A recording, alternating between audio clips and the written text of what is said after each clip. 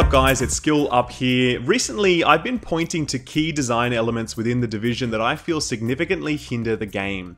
I've pointed to things like gear set design, which is extremely asymmetrical at the moment in its current form, with some sets being really underpowered while other sets provide way more power than they should. Similarly, I've spoken about two key abilities, Smart Cover and Pulse, and I've offered a view that endgame content is essentially balanced around these two abilities, which is why content becomes so easy when you have these buffs up, and why you keep getting one-shot by shotgunners when you don't have these buffs up.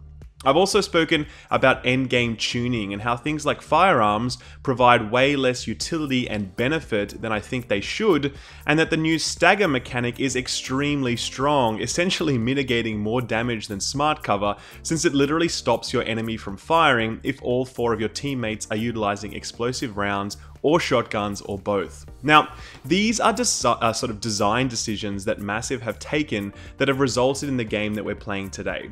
And so today I want to talk about something a little bit different from that. I want to talk about what I believe is the most significant and impactful bug currently in the Division, and one that I think has actually come to define the endgame experience in a very large way, and that's the bug with the Ballistic Shield. Now, before I go into this, I want to fully acknowledge that the Division is riddled with bugs. That is a fact, and many of them have been or are far more debilitating to the player experience than the Ballistic Shield bug. Things like the old backpack issue or the map issue, the current issue that people are getting with delta errors or falling through the world, or a whole bunch of other stuff are extremely disruptive, and I want to be really clear that fixing those game-breaking bugs should always be a priority because they literally stop people from playing the game. The bug that I'm talking about, however, affects us in a very different way, as in my view, this bug has done more to shape the endgame PvE meta and the overall flow of moment-to-moment combat than any other bug in the game, and that's why I want to address it today. I'm not saying it's the most important one that needs to be fixed, because obviously those game-breaking bugs need to be fixed first. I'm saying that this one needs to be fixed from a gameplay perspective, and that's why I'm talking about it. So, Ballistic Shield, what the hell are you going on about, Skill Up? Why is this such a big deal? Well, let's start from the very beginning. So, when I first saw that the Division had a Ballistic Shield ability in it, I was immediately hooked on this concept, because for me, it was this ability more than any other that said to me, this is not going to be just another shooting game.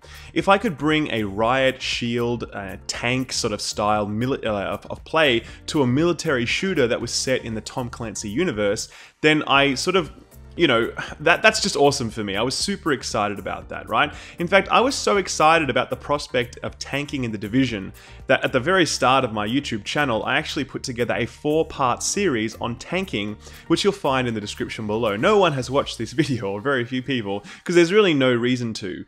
It looked at everything you could possibly want to know about tanking in the Division, but the TLDR, which I actually offered in the very first episode because I didn't want to waste people's time, was that tanking was not viable in this game for a whole heap of reasons, one of them being that the shield was a buggy mess and it didn't work a lot of the time.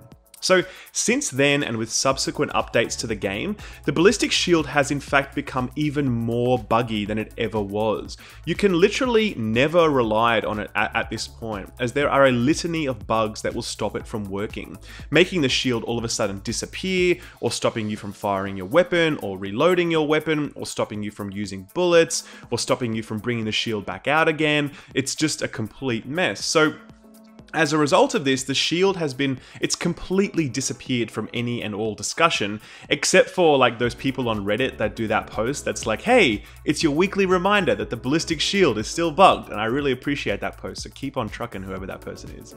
I know a few people out there are still trying to use the shield, but if you speak to any of them, they will admit that when they use it, they do so knowing full well that it's just as likely to bug out as, you know, as work at any moment in time. And just FYI, the footage that you're actually seeing on screen here was from back in very early in the game's life cycle, before a lot of these bugs had set in. So the shield was still quite buggy here, but it was still somewhat usable. This is old footage that I'm showing you, it's not new footage. So, why the hell does all of this matter? I mean, we don't really use a whole heap of abilities in the game, like mobile cover, for instance, you know, or the turret or whatever, except for shock turret, obviously. And obviously it's no big deal that we don't use these abilities. So why is the Ballistic Shield so important? Well, in my view, the Ballistic Shield is somewhat special as it lays the foundations for what we might call the Holy Trinity in an MMORPG. The Holy Trinity is actually really simple. It's tank, healer, and DPS. The tank takes all the damage and controls the flow of an engagement. The healer keeps the tank and the group topped up, and the DPS, it's their job to bring targets down. It's a tried and proven formula that's worked since the old days of tabletop gaming, Dungeons and Dragons, you name it, whatever, and it continues to work today in the overwhelming majority of team-based RPGs that you play, including, of course, MMORPGs. Now, with the shield bug, with the shield being as bugged as it is, there's really no such thing as a tank in the division. Yes, we absolutely have tankticians with like 700k toughness who can just sit in a smart cover and take heaps of damage, but this really isn't a tank in the traditional sense. This is just some guy taking more damage than the other guys. Really, like real tanks have the ability to draw and hold enemy attention, to position enemies intelligently, to block incoming rushes, or to intervene and save their squishier allies when it's required to do so. So what does this mean for us? Well, it actually means two things, and this is where we start getting into why this is so important. Firstly, this greatly impacts the moment-to-moment flow of combat. Every single moment of every PvE encounter in the division is exactly the same. You see an NPC, you drop smart cover and pulse, maybe ammo cache or whatever else, you get behind cover and all of you just start shooting stuff until the enemy eventually sort of pops its head out of cover or starts running towards you long enough so that you're able to shoot them dead.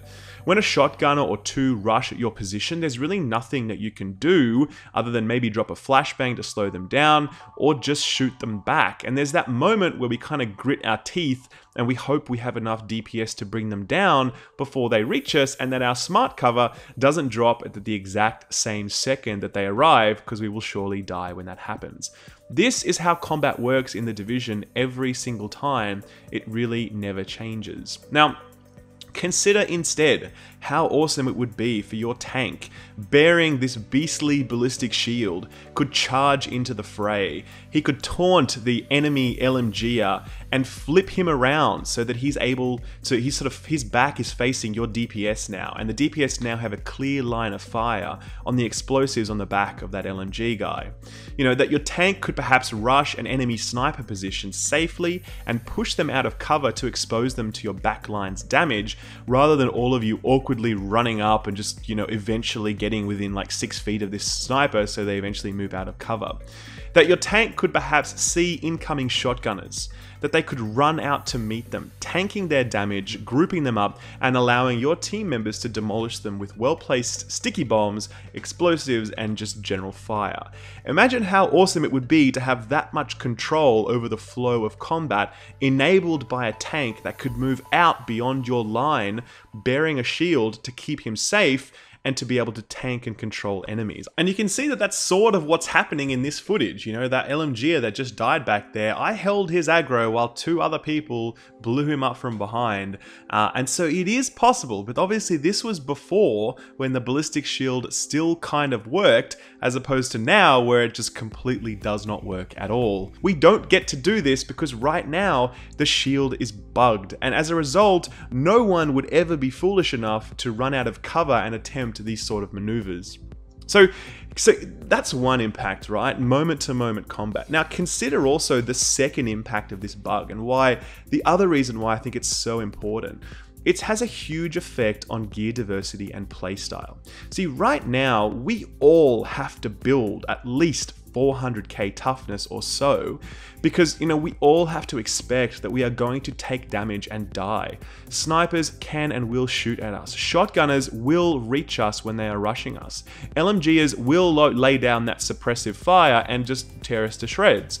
Rioters can literally run up to us and golf club us to death. And as a result, build diversity only exists insofar as you're able to do whatever you like after you hit the armor cap and about 100k HP, which is a significant investment of your stats.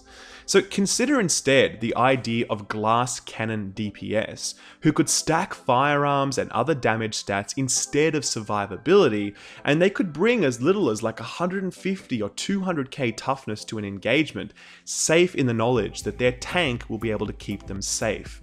Like in any other MMO, the DPS would actually be able to build for DPS because that's their job, and it's the job of the tank to keep them safe. It works and it feels really good because each class is able to invest in its own identity more deeply than sort of awkwardly compromising so that everyone is kind of this jack of all trades, master of none. You know, everyone can kind of do something, but no one is doing one specific thing extremely well, except for perhaps those that are stacking really high skill power builds and they're just bringing those really huge buffs.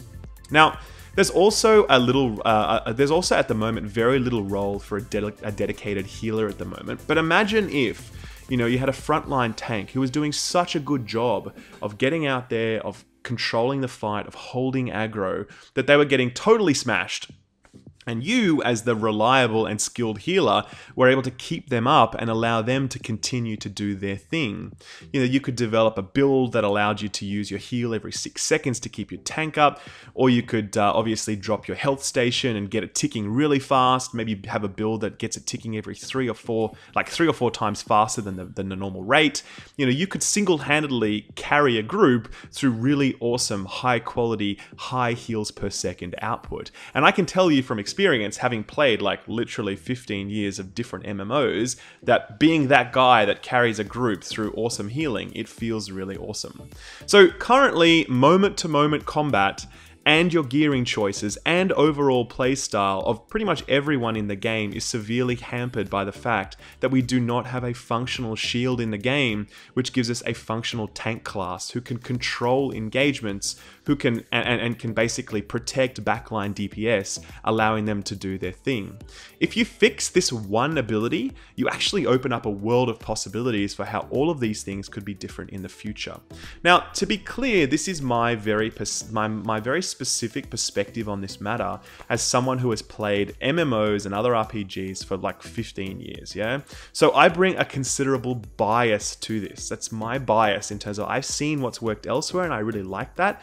And there's totally a legitimate counterpoint to all of this, which is to say that the division should not pursue some sort of holy trinity model that, you know, everyone is required to maintain a balanced build that invests in toughness first and then either firearms or skill power or both. And that this is perhaps a positive thing as it forces people to adopt different and more versatile playstyles on the fly.